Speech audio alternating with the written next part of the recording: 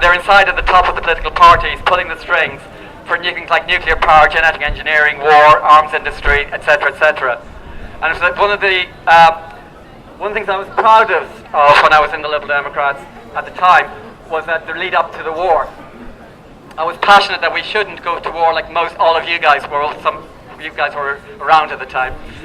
And we knew even 2 years before the lead up to the war, we knew what it would lead to. We knew it would lead to carnage across the Middle East. We knew it would lead to the inspiration of terrorism across the planet. And we know that our own Secret Service actually advised our Prime Minister and said that if you go into this illegal war, what it will do, it will inspire terrorism in our own country and across the planet.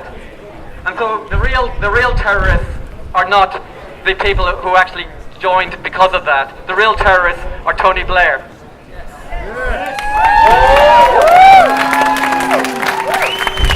It is an extraordinary stain in our so-called democracy that 12 or whatever number of years it is since the Iraq invasion, we still haven't had the Chilcot inquiry published. Why have we had no inquiry published into the most appalling war that our country has gone into in the last half century? And what we must remember, the reason why is because the 5 billionaire extreme right-wingers who own our media don't want that inquiry to come out and to be honest and to reveal that Tony Blair was actually lied and deceived us into that war. But the crucial thing why I am here today in front of this building is not only just because of the climate crisis, it is because of what happened due to that war.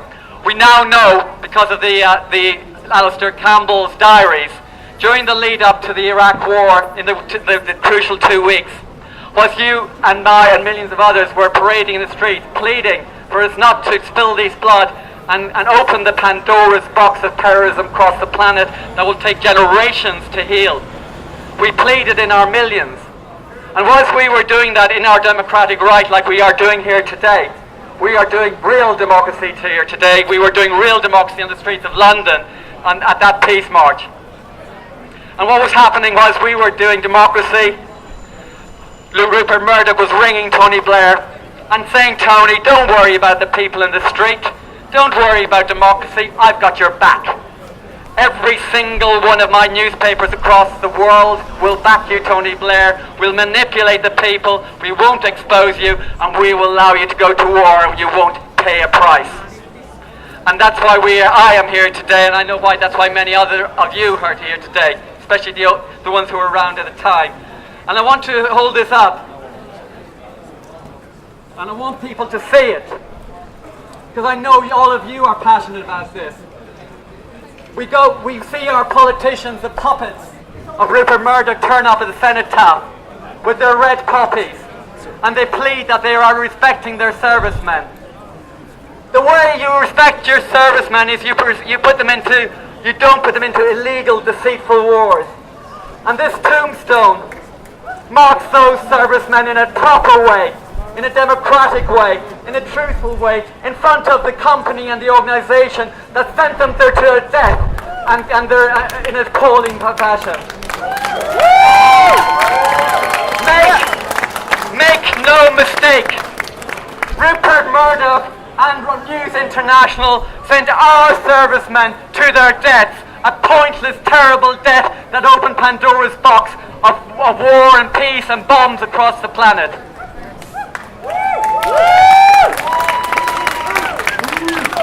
And I think we also have to say the truth, that whilst we respect and invite the employees to join us, we have to accept that if you were with the journalists making those stories on the front page of the Times and the Daily Mail and the Telegraph, telling the people that there was 30 minutes to an appalling catastrophe in this country and in Western Europe, if you were a journalist and you wrote those stories, you've got blood on your hands as well. I'm sorry, we have to accept that truth. And there should be an inquiry into that as well. There should be an inquiry into the media and the war. We call tonight for inquiry, a real inquiry, independent inquiry into the media and the war. Everybody who lied to us should be held to account. We should have a Truth and Reconciliation Committee about it. But talk about the 795 families in Britain who lost their loved one in that war, through the servicemen who died in that war. We have to accept and acknowledge, and I think I would invite us to remember the 68,000 Afghani people who died in another war that Tony Blair and Rupert Murdoch sent us into. The fourth war that Britain has done in a century. We must remember those, our fellow humans. And finally, and most horrifically, we must remember tonight in front of this News International door, this News International corporation with blood on its hands, the 461,000 Iraqis who are dead. And not to mind that millions have lost their homes, and probably millions more who are living with terrible injuries and maiming for the rest of their lives, the unseen maimed and the unseen injured. And I would like to invite you now, as Occupy, as peaceful Gandhians, to make a minute's silence in the memory of our servicemen, our fellow Iraqi citizens, human citizens, and our fellow Afghanis. A minute's silence, please. I invite you.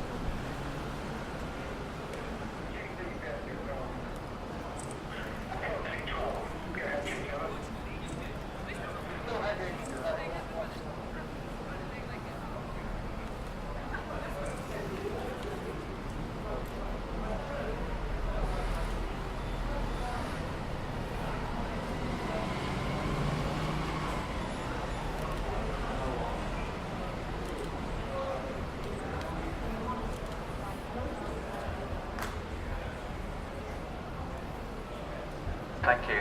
Thank you.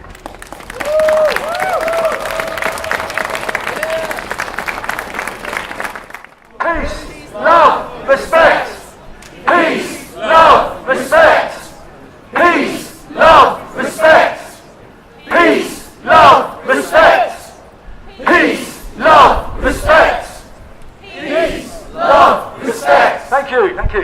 It's amazing.